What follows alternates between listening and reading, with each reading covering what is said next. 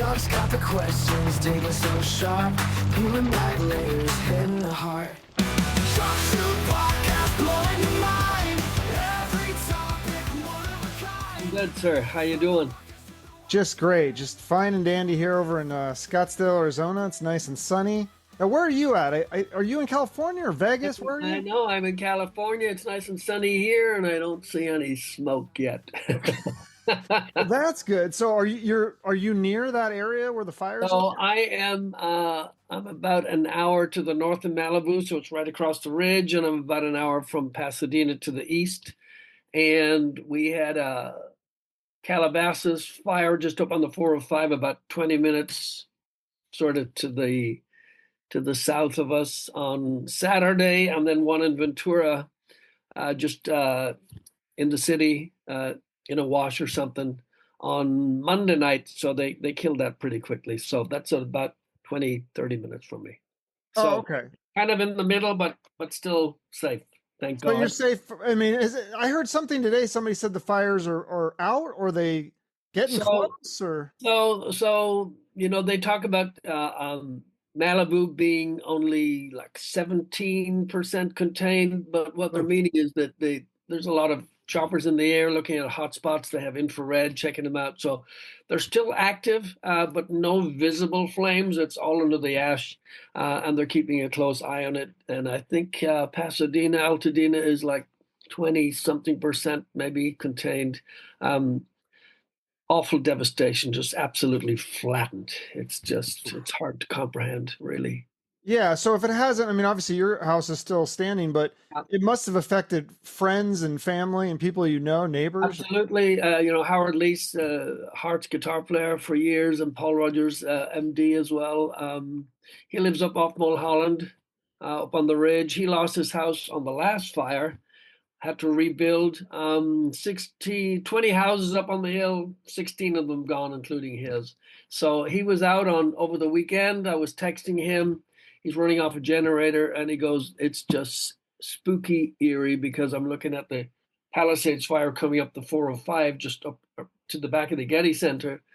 And he said, "It's just too close. It's like, are we going there again?" But fortunately, they came in and they worked through the night and they contained that one.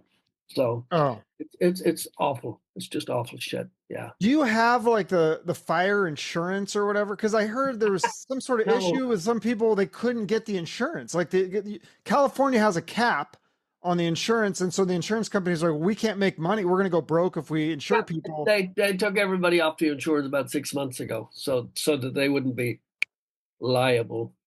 Oh, Uh, this was six. Oh, well, the timing's interesting then, Oh, huh? isn't it though? Isn't it though? And I mean, the last time Howard's house, I think, was they got that under the Edison thing because a transformer exploded and Okay. created a lot of that. Now there's some speculation in Altadena that may have happened again. Edison said, no, we don't see any evidence of that. So they don't want to cover you because the liability for them is just, and yet you pay these massive premiums all the Mhm. time. Where's that going? Yeah.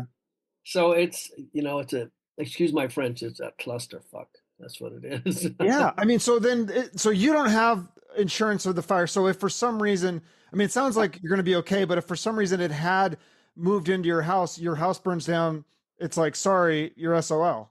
You leave without an ass in your pants, basically, and nowhere to go. Oh, Nowhere to go. It's yeah.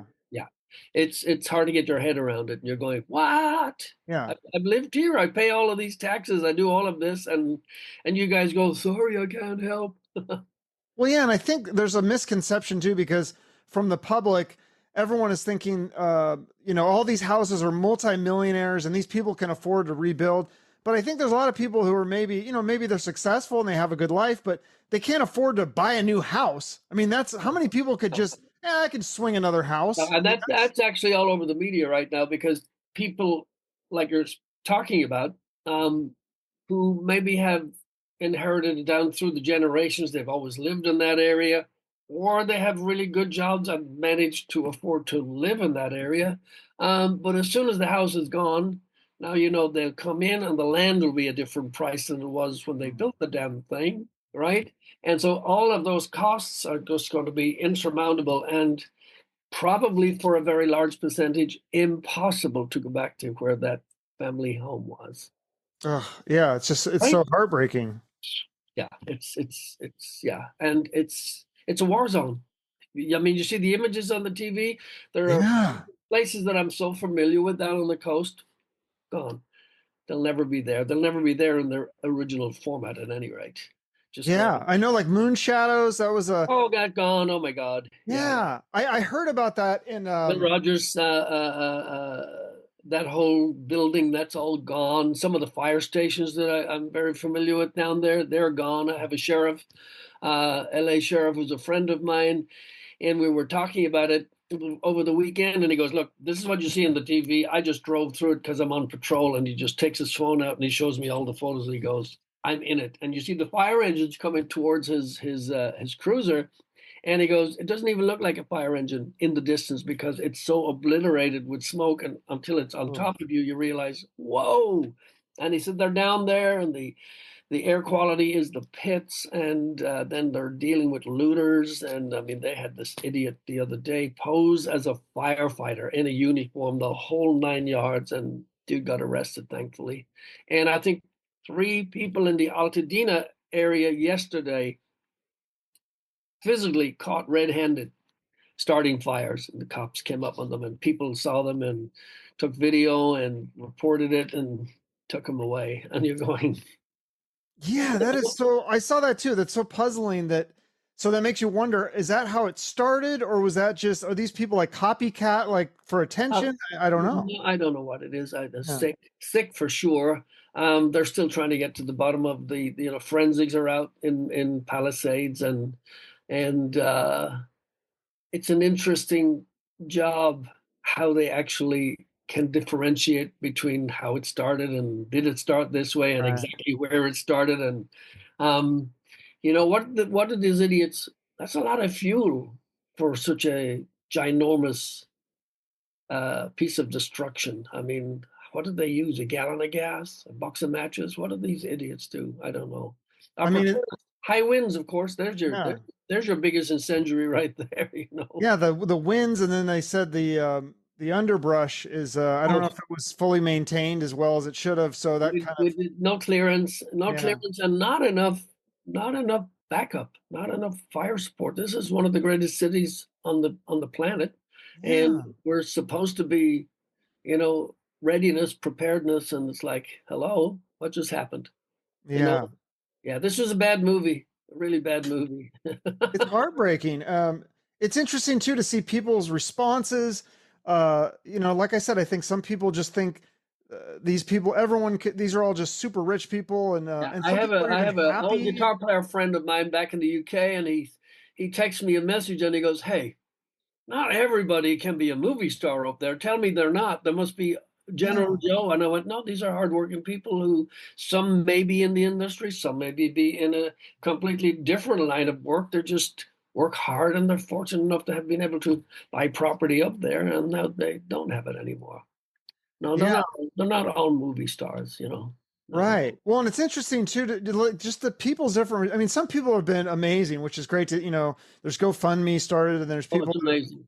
been supportive. And then I saw this thing the other day. I wanted to get your take on this. This is a guy of your era.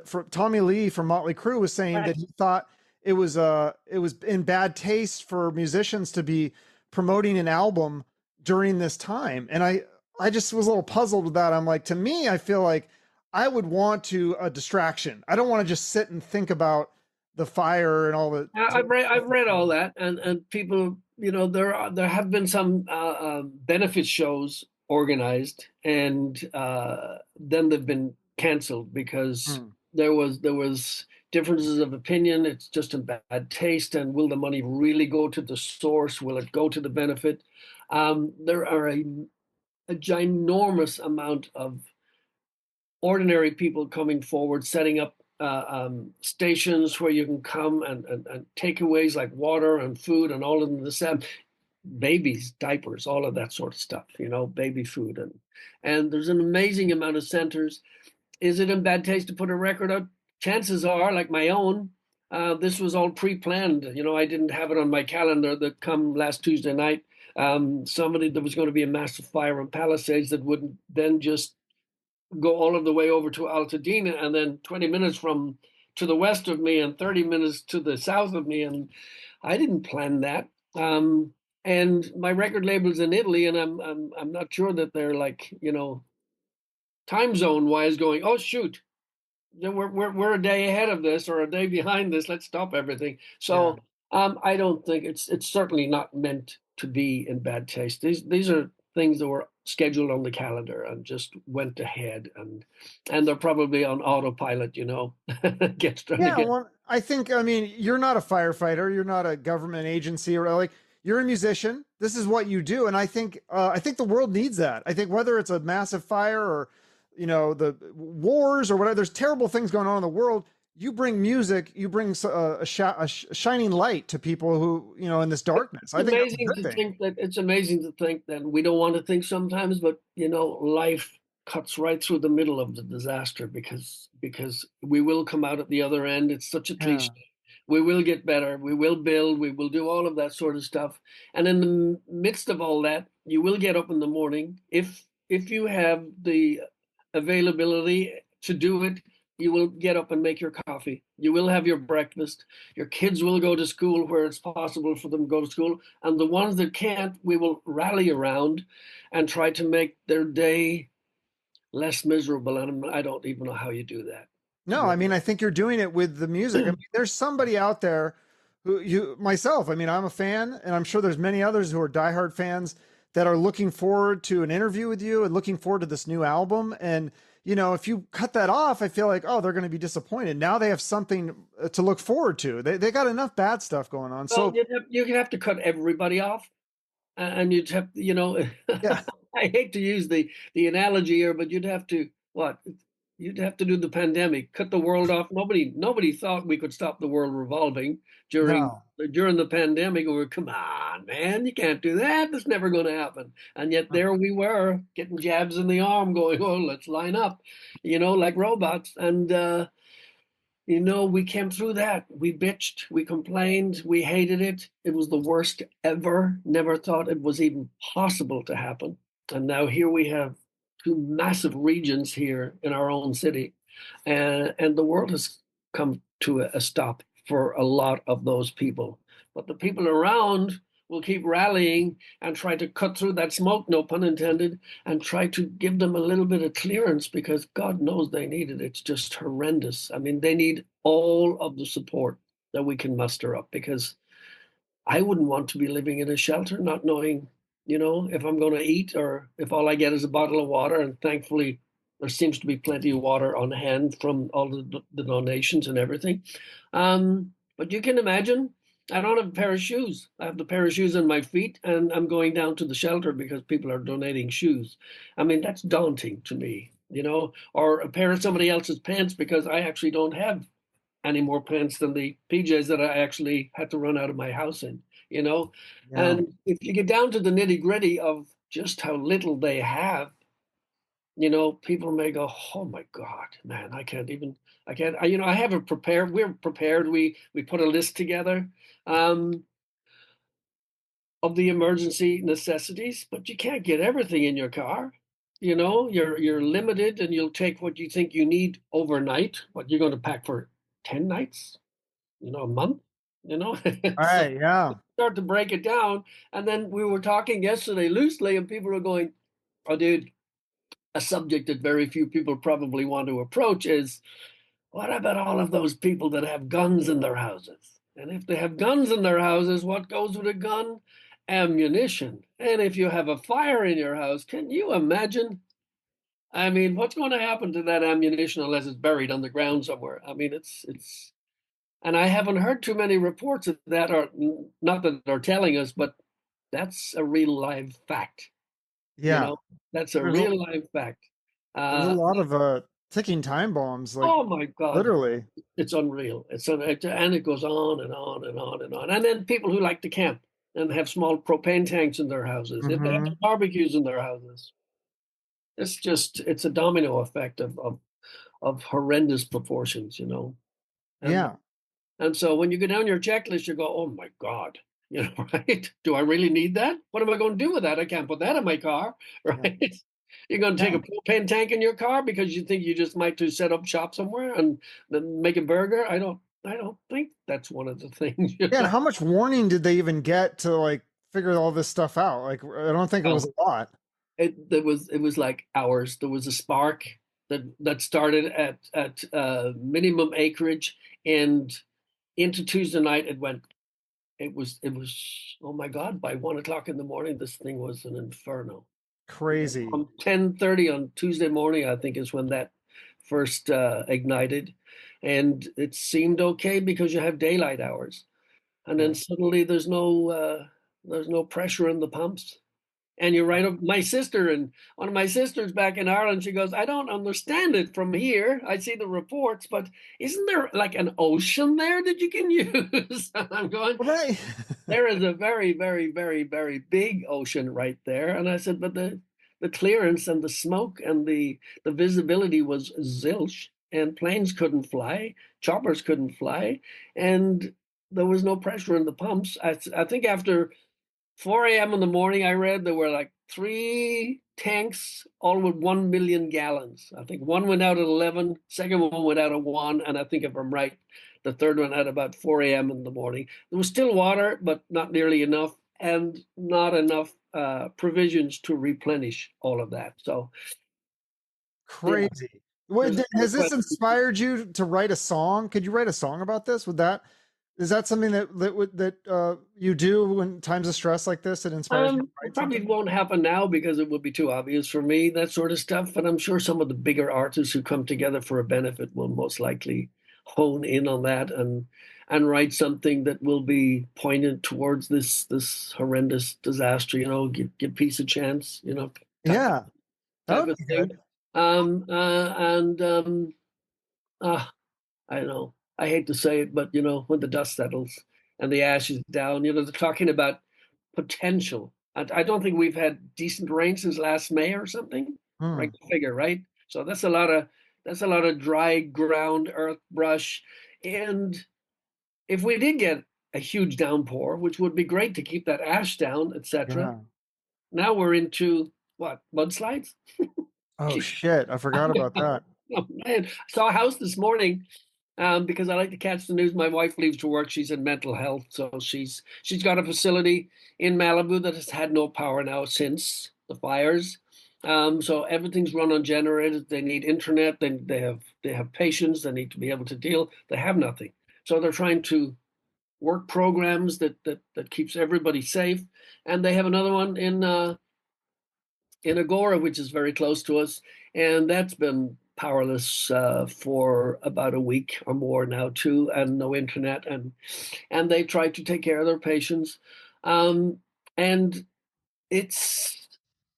there's just so many different factions that snowball as a result of these fires that affects not just the community that lost their houses, but the community. It's the snowball effect, the domino effect for the schools related to the kids who went to schools to another school, and transportation, and we have massive power outages here. I can get into my car and drive 2 minutes, and there's no traffic lights, and then I go down the store and there's no lights in there, and you're going, and you don't see any smoke around here. I did see the smoke the other day, quite heavily actually, because we have a huge mountain ridge that 2.5 years ago or something, I was actually in Poland. I was out with MSG on tour, and my family evacuated from here because the fire came right in from the other side, from the west side, and came right in over the ridge, right down into the valley here, and everybody was out of here, And thankfully, our local fire department snuffed that one out pretty quickly, thank God. And they came back after 6 or 7 hours. So it's yeah, I know.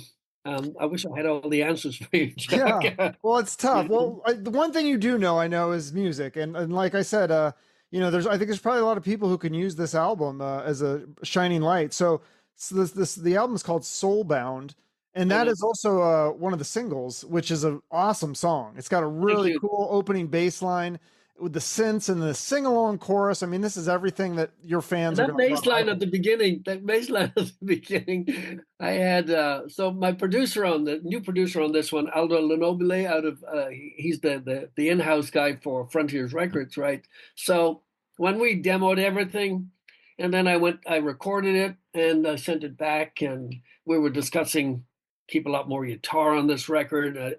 This song was written by two Swedish writers, Teresa Persson and Jan Ackerson. And normally I write everything, but the song came to me, landed on my desktop, and I went, I really like this, but I'm not sure about the vocal thing. I need to do this, put my stamp on it.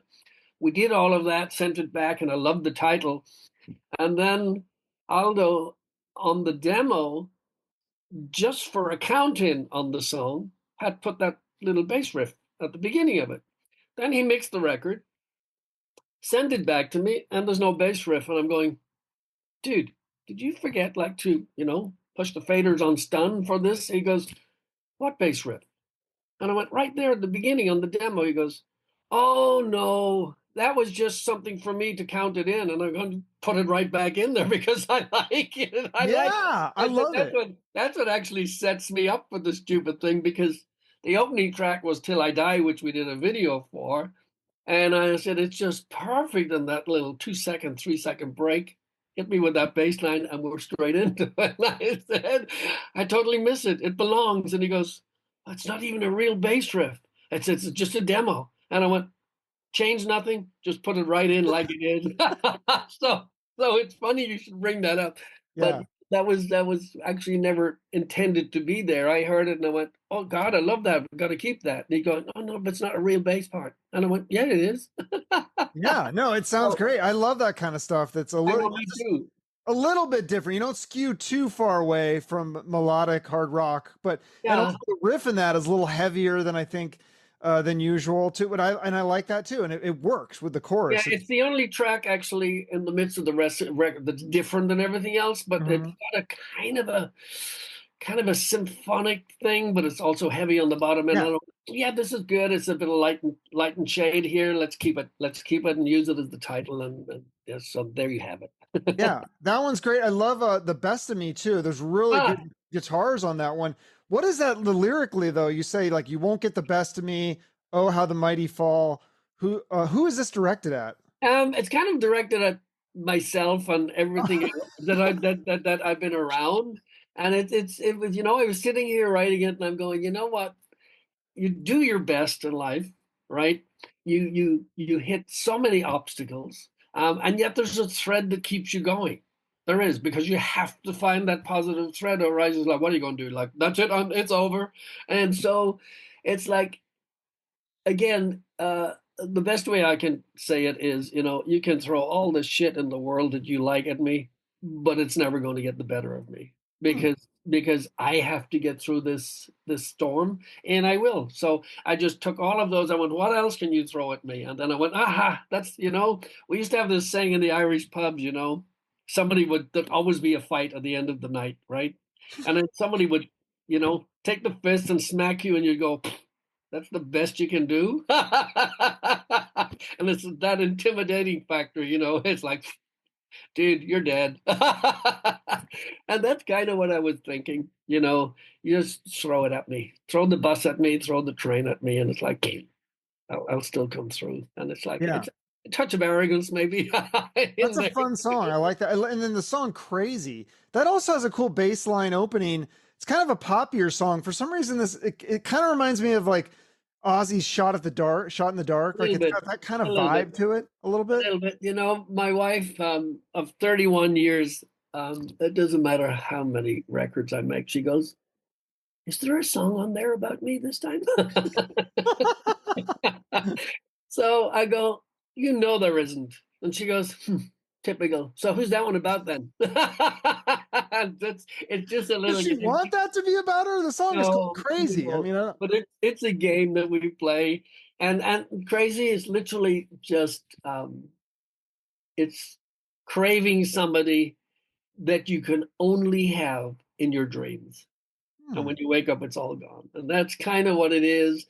And if you listen to the lyrics, it gets into that. It's like, the only way that I can have this person is by dreaming about them. So I conjure up my entire relationship with this person in my dream, and when I wake up, the coffee's cold. It's over.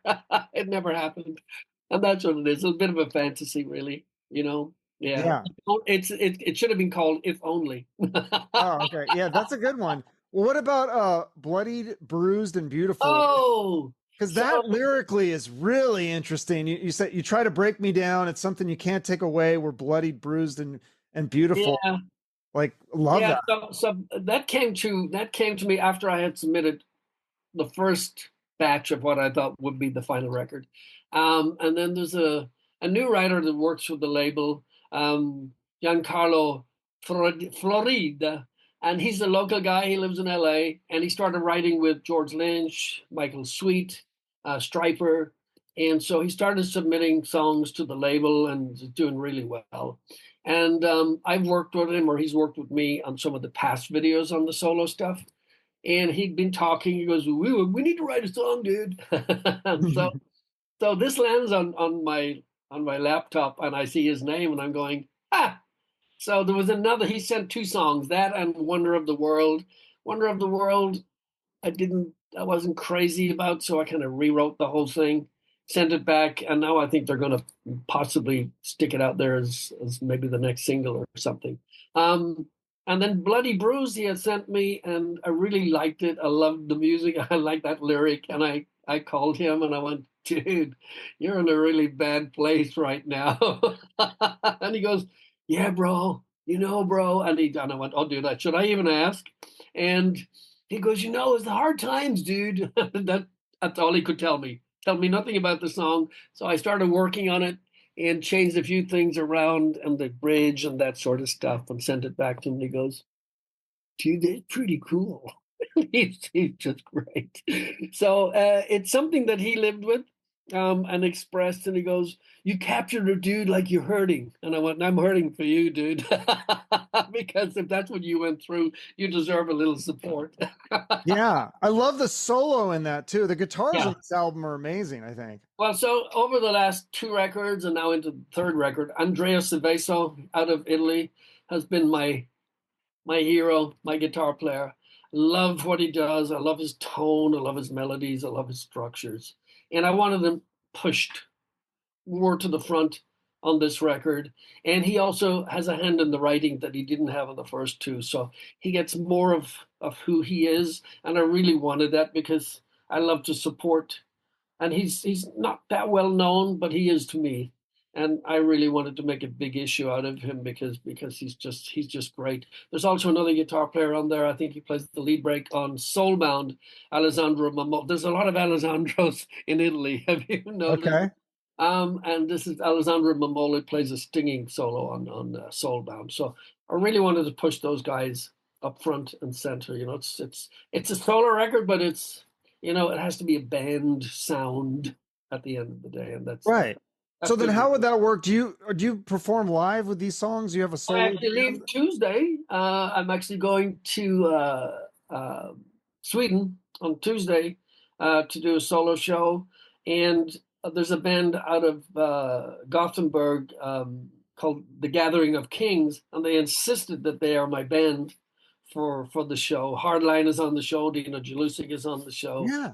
And they want to be my band, and oh my God, they've nailed all of this stuff. It's amazing. And then I headlined a Firefest festival in Manchester, England in October, and that band was put together by the label. And I swear these guys came in and everything sounded just like the record, and they worked only for 2 days and they just dropped everything else. Well, the keyboard player, guitar player from the band Takedo, the drummer is just, for me, my hero.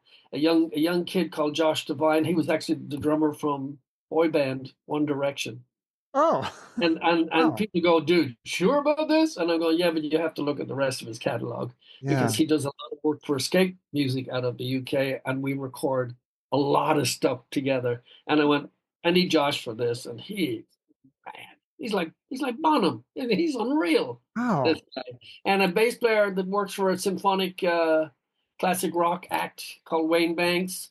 And then my MD for that worked with still works with John Parr, Elmo's Fire, the Yeah. guitar player Keith Attack. So I'm blessed with like these seasoned, just great musicians around me, and they work and they make this stuff sound. I walked into the rehearsal room, never met these guys before in the flesh, and they start playing this stuff, and I'm going, dude, this sounds like the record. And they go, yeah, dude, it's got to be right, you know. And I'm going, I'm just super lucky, That's amazing. and a great show, just a great show. So we have about a dozen shows lined up for the UK. I have a bunch of shows in Germany and Spain, all solo stuff. But And not the US? we're working on that. Somebody asked me that the other day, and I said, unless the promoters are going, we absolutely need you here, Mm. then you have to work out the logistics and make sure Oh, we sell tickets, that sort of. yeah. And I will play the last day of the Frontiers Music Festival in Milan on April 27th. And that's an entire 3 days of just all of the bands, well, most of the bands on the label. Oh, And maybe I that's should fly up for that. This is in Italy? it's in Milan on April 25, 26, 27th. And it's just Ooh. going to be Wingers headlining, I think, the first night or the second night. So Oh. I'll have my old stablemate from Black Swan. I'll have Revich in there, and they'll be Oh, going, nice. yes. So How's that doing? You guys got any more shows or new number albums lined three up? is in the bag, just waiting for drums. So Oh, really? album number 3 for Black Swan is in the Wow. bag, and Matt will lay his drums down, I think, next week by the time I come back from Sweden. And I'm super excited about that. It's a great record. I think it's a great record. That's really cool. I want to ask you too about, you've done so many cool projects. One of them, I don't think I've heard you talk about it too much, was this thing you did called, is it Far Corporation? Far Corporation. Whoa. Yeah. So wait, but this is interesting because the guy who created this was Frank Farian. This is the guy Yeah. who made Milli Vanilli. Did you see that documentary? Oh yeah, I was there. I was there when Milli Vanilli was there. I was there when I got the call. I was working in Frankfurt, cutting demos with actually the drummer Filthy Taylor from Motorhead Mm-hmm. and Brian Robertson, who had also left Motorhead, and we had a thing going called GMT, Glenn McAuley Taylor, the bass player from Alex Harvey Band, and MSG, and we were cutting some tracks in Frankfurt, and then I get a call. This producer guy would like to meet you. He really likes your voice. So I get into the studio. It's Frank Farian, deceased. We lost him last year, sadly. And Bobby Kimball from Toto. And I'm going, what's going on? And he goes, well, we're going to do a remake of Stairway to Heaven. And Bobby and I went, right, you are. Right. And he goes, yeah, it's okay. You will sing the first 6 minutes, then Bobby will come in here. And I'm going, huh? This is not Milli Vanilli, dude, And we did. And I think just the single alone shifted more about 2.5 million just in the UK alone. And then we recorded a couple of albums. We did a huge amount of TV. Our maiden voyage was actually in a studio in TV show in Berlin with a host called Thomas Gottschalk Show, which we had on the night 58 million viewers when we debuted Stairway to Heaven. And Robert Plant was in the studio, and we weren't told about it. And he's looking at me, and I'm looking at him, and he's going, "What's going on here?" and that's a true story. That's cool. And they weren't disappointed because Stairway was never a single, right? From Zeppelin, and we changed that. It was a massive hit. Some people went, "This is sacrilege, dude! You can't do this." And two singers on there, never heard of. But anyway, it was great. It was great, and I will say that as a result, again, talking about domino effects, so many people started doing covers and that sort of stuff. And I'm going, it only takes one to open that door, and suddenly, 20 sheep went out a gap. Yeah. Well, you did, and you did that Raiding the Rock Vault show in Vegas, and that's mostly covers. That was that fun? That just seems like such a fun gig for a musician. You're Yeah, hanging out with a bunch of other musicians and my playing God. standards. Like, Yeah, I ran that. I was in it for about 10 years, but solidly for 7 years, right up to the pandemic. I sang about 1,500 shows with Raiding the Rock Vault. We worked 5 nights a week, every week. Christmas, New Year, Christmas Day, Christmas night. Oh my God. Hard on your family, let me tell you. Um, you and moved to Vegas for that, or did you just did not. commute? No, I just commuted. I Okay. commuted. Wow. I'd drive out of here because by the time you get to LAX or Burbank and get into Vegas and do the show and then back to an airport and drive back home, the time worked it out. It was a great way to decompress Mm, driving through the desert, at breakneck speed at about 4 o'clock in the morning. yeah. You get to know where the cops are when you do that. Yeah, Baker, never come through Baker at too fast because you're dead in the water. Yeah. So I clocked in about 1,500 shows with that. That was awesome. We got to play with so many different musicians from so many different bands. And it was a huge show. It was just a great show. Did you pick the songs, or does somebody else kind of come up with the So set this list? was all the idea of the producers. Okay. And initially with the show's still running, not at the same level that it did, but still running. And the whole idea was it was a time capsule. The capsule was buried somewhere. Scientists went out looking for the capsule. They found the capsule, and it was a rock vault. So all of the in for what we did, we were 60s, 70s, 80s. So Yeah.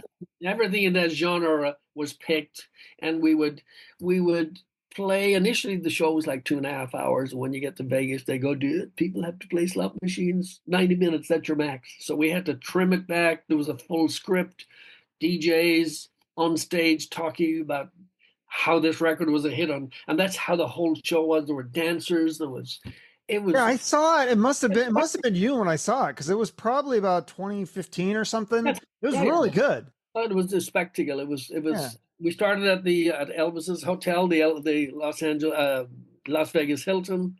Um, I think I saw it was at the Tropicana, maybe. yes, we were at the Trop. That's correct. We Yeah. went I don't think from it's even the Tropicana's even there anymore. I think they no, that's gone. That's gone. That'll be the crazy. new Oakland baseball team. That'll be the new park for them. Oh, that's right. Yeah. That's where they're moving to when it's built. It's Vegas. It'll probably be up and running in the morning because they can As build a, yeah. As opposed to California, I'm hearing it's going to take like 10 years to rebuild 10 these years. houses. Yeah, Vegas is not like that. Yeah. You need a hotel room, you book it. It's actually not built yet, but by the time you get there, you can check in. That's awesome. So when you took a break, before Raiding the Rock Vault, and I think before Survivor, you kind of took a break from music, right? I Did you well, still do it on the weekends or for fun, or did you just not even sing for like 10 years? I actually did a lot of records. I did a lot of Hmm. recording, mostly tribute records that I got Hmm. invited to. Um, and my wife and I had twin boys, and they'll be 26 on Valentine's Day. So I decided I would stay home and be a good dad and watch my boys walk. I missed my son Jamie's first steps because I was in Japan, and that actually scuttled the ship. I went, "Oh my God, you're such a bad father. You missed your son's first steps." And I came home, saw Casey's first steps, and I went, "I got to stay home." And my wife's going, "What are you going to do if you stay home?" And I went uh, back to college, and I started studying computer graphics, and I got a job in an art department. Later became the senior production artist in the art department. And we did hair, skin, and makeup, that sort of stuff. We did all the graphics, for the packaging. And I stuck with that for years. And I had, all of the medical and all the dental and the 401k so that I could actually take care of my kids and my wife. And that's what I did. I literally pulled the plug, but Wow. continued to record and keep my hand in. And in the midst of it, I cut some tracks with Frankie Sullivan from Survivor, and he goes, "You need to join Survivor." And I went, "Nah, no, I don't. Survivor's a pop band, and I don't want to be in a pop band." And he goes, "That's funny. That's funny. We're not a pop band." I went, "Yeah, you are." And so there was a break of like 4 years, heard nothing. And my boys were now 5, and I got all of these emails. And not to digress here. And my wife said, "Hey, did you ever answer Frankie's email?" And I went, "Nope. I figure I know what he wants and I don't want to do it." And she goes, "Well, it might be just nice for you to say, 'Hey, got your email, blah, blah, blah.'" And so he goes, "Are you ready to start singing now?" And I ended up going to Chicago for a weekend, and I was about 6 years in Survivor Yeah. after that. And we only really worked weekend warrior work. So Oh, I kept my job, and I was home with my that's kids. cool. With my kids, that's what I wanted to do. It's always family first with me. It's like the world can come to an end, but if you don't have the family, you got what? Nothing. Yeah. You Well, so know. did you get any other offers besides the Survivor one that you ended up taking eventually? Was there any other offers that bands wanted you to join? Because you're such a great singer. I mean, like, did Journey ever call you at least for a tryout or No, something? I wouldn't suit Journey, but I did get a Quiet Riot offer, and I did get a Great White offer, Hmm. and um, I kind of stuck. It's important for me to know my limitations and what it is that I like to do and what I don't. And it was while I was with Survivor that one of the front runners for what would become Raiding the Rock Vault, John Payne, was out with Asia, and John stayed and he watched the band, and I'm on my way back home, and my phone rings, and he goes, "I've got this idea that has been presented to me by producers." And Simon Napier Bell, who used to manage Wham, and George Michaels was the inspiration behind the whole thing. And he said, "We're going to cut some tracks. We're going to work a couple of CDs in, and I would really like you to do it. And the idea is that at some point, we'll do a teaser, and we'll do a showcase, and we'll present it, a sizzle, and see what happens." And that's exactly what happened. And sizzle we did a show downtown LA, um, at the Mayan Theater. Uh, that was a 2.5 hour show. And that got a massive reception that created a sizzle reel out of that, sent it to Vegas, and we were swiped up pretty fast. And we thought it might last a weekend, and here we are 15 years later. It's still running. It's like crazy. Not in the same capacity, but still running. Yeah. I just That's heard you awesome. today they're going to have a comic book now on Red Rock. Oh, Yeah, oh, that's cool. I know, Yeah. right? Well, I know you got to get out of here. I did want to ask you one question real quick, not music related, but I know you're a huge vampire fan. So have you Oh seen my the God, new thanks. Nosferatu movie? Have you seen that? What do you think of Yes, that? we went to see it. We went to see it on New Year's night, New Year's Day night, um, and absolutely loved it. I mean, William Defoe he's awesome. I mean, he's just awesome. Not as scary as I wanted it to be. Not as scary. I mean, great, everything. I expected just a little bit more for my taste in vampires. And funny you should ask, because a couple of nights ago, we watched again Dracula Untold, and I don't know if you've ever seen that. You should watch that. It's on Which one's Netflix. that? It's they were supposed to make a sequel. It came out maybe, God, I'm gonna guess 5 6 years ago, maybe even more.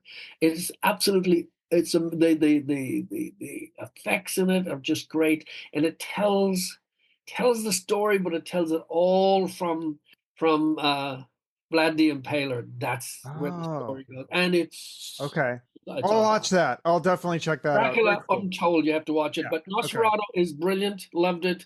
Yeah. Not as scary as I wanted it to be. Huge vampire fan. Yes. Very cool. And the new album is called Soulbound, Called and Soulbound, I forgot the date that it comes out. And what? February 28th. Yeah. Oh, it's not for a while then, huh?